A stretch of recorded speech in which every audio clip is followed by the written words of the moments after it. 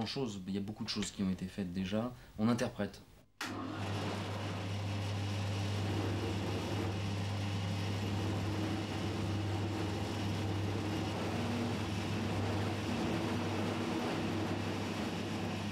C'est pas un achat impulsif, c'est pas un achat qu'on fait comme ça, on se dit ah tiens je vais me faire une paire de chaussures sur mesure.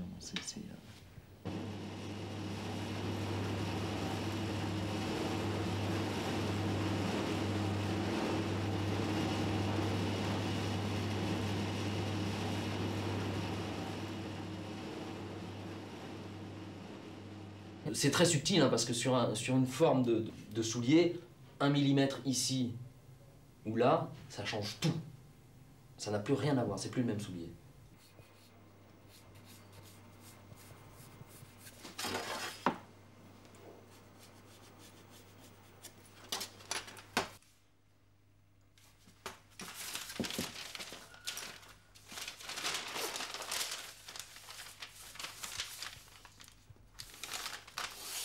Ce qui compte beaucoup dans la prise de mesure, en fait, c'est la mesure, bien sûr, mais c'est aussi... il faut sentir le pied, il faut le palper, le toucher, voir s'il est maigre, s'il est gras, s'il est souple. Tout ça, ça va conditionner aussi la mise en œuvre du volume.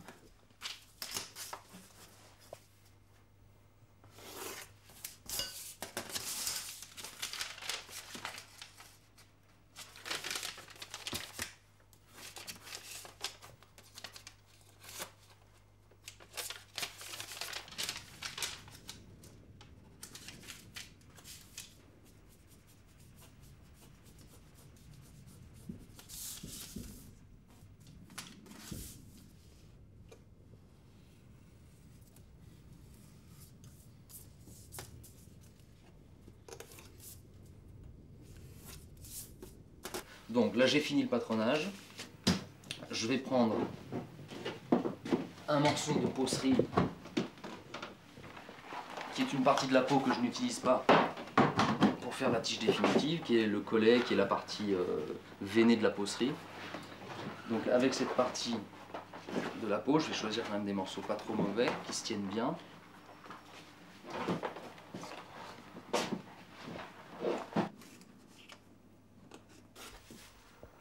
Et je vais faire ce qu'on appelle une levée. La levée, c'est le morceau de peau grossièrement découpé, comme ceci.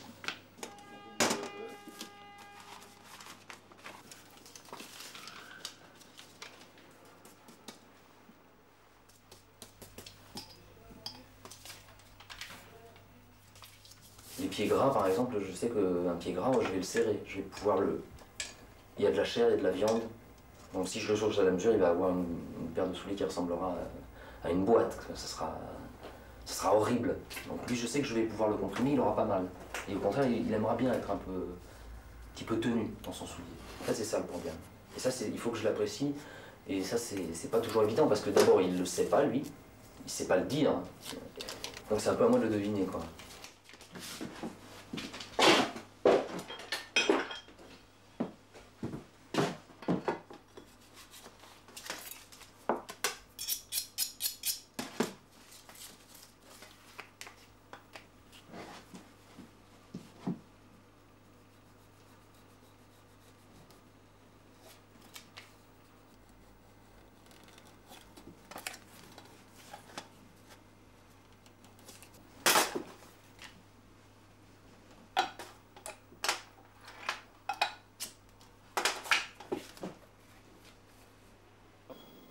Au début où j'étais installé, il y avait un client comme ça qui m'avait été recommandé par un ami, il est venu et on lui a fait, j'ai commencé par lui faire un essayage, etc., une paire, et elle était vraiment réussie. Il a un très joli pied, et la première paire qu'il a mise, il est resté silencieux pendant un quart d'heure, 10 minutes, un quart d'heure.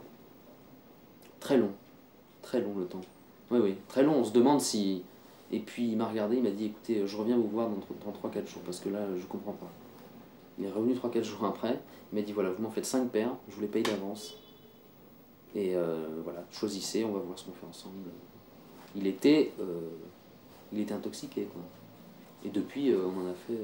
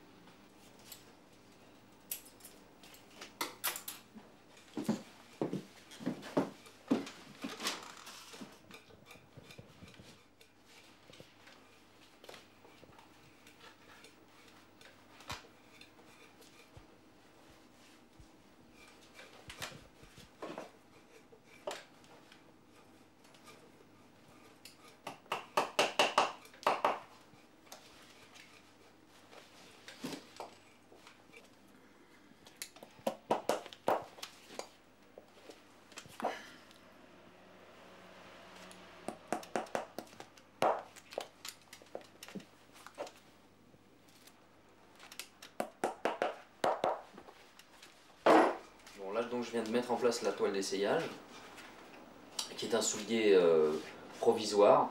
Tiens, fais voir le modèle fini, qui pourra être ceci, qui est un soulier provisoire qu'on va essayer au client dans la boutique, qui va porter donc juste un quart d'heure, 20 minutes, et qui permettra de valider la forme qu'on a faite. Et puis de faire des modifications, évidemment, si besoin est. Ça par exemple, ça c'est une toile d'essayage qui sera, une fois que le soulier sera terminé, ça sera en fait une paire de souliers en croco. Et donc là on fait l'essayage en box.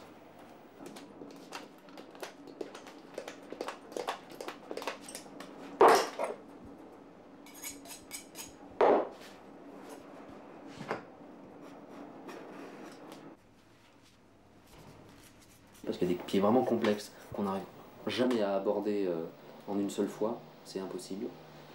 Ou bien quelquefois c'est aussi une question, enfin c'est psychologique aussi, c'est-à-dire que le client a vraiment besoin de voir la chose très finalisée pour arriver à adhérer complètement et à ce que tout se passe bien.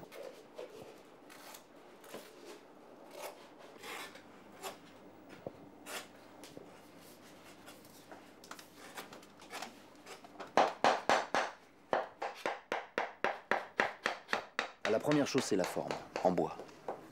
C'est ça qui va tout déterminer. Parce que la forme, c'est le volume. Donc c'est vraiment, c'est ce qui va accrocher la lumière, c'est ce qui va donner la vie au soulier, hein, en fait. Le dessin, ensuite, il vient, mais le dessin, de toute façon, il est sur la forme.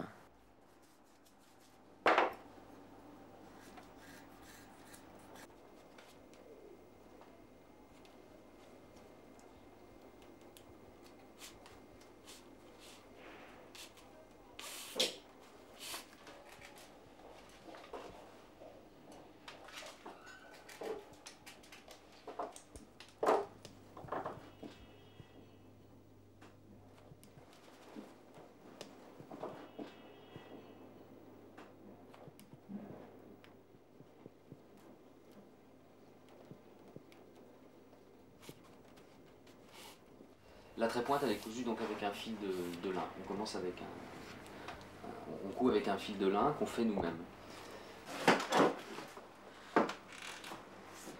On prend une longueur approximative d'une brasse et demie pour faire une trépointe. Et on va commencer à le mettre en plusieurs épaisseurs.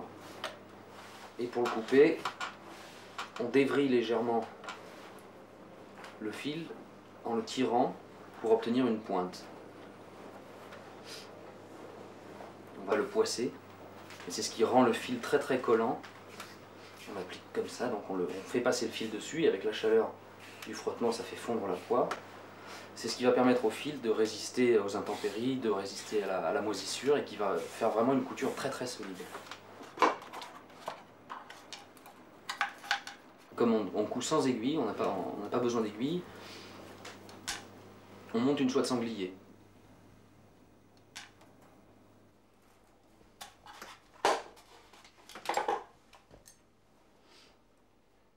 On le ligature jusqu'à à peu près un endroit de la pointe où on pourra tirer dessus sans risquer de la casser. Hein, voilà. Là c'est très bien, on peut même s'arrêter là.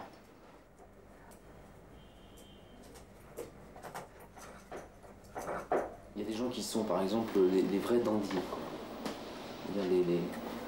et de tout âge. Hein, tout est matière à attention, quoi. La chaussette, la hauteur de la chaussette.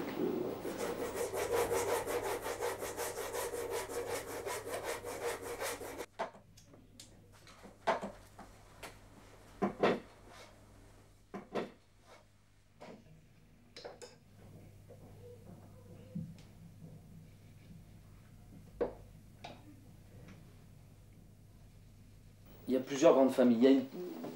Par exemple, il y a un type de clientèle qui va être complètement séduit par ce style de soulier.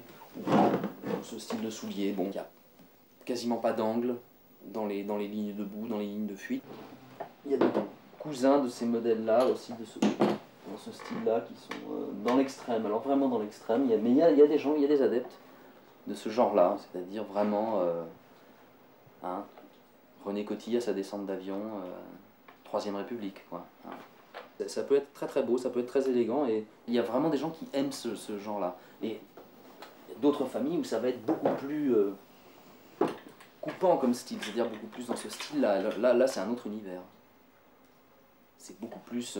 Il y a déjà un côté un peu avec une espèce de morgue, et la cambrure ici, très pincée, donc ça donne un côté... on peut croiser les jambes dans les salons, quoi. C'est fait pour. Hein.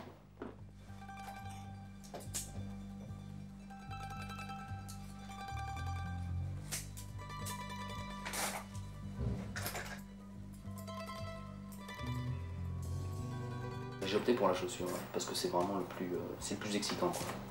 C'est ce qu'il y a de plus excitant.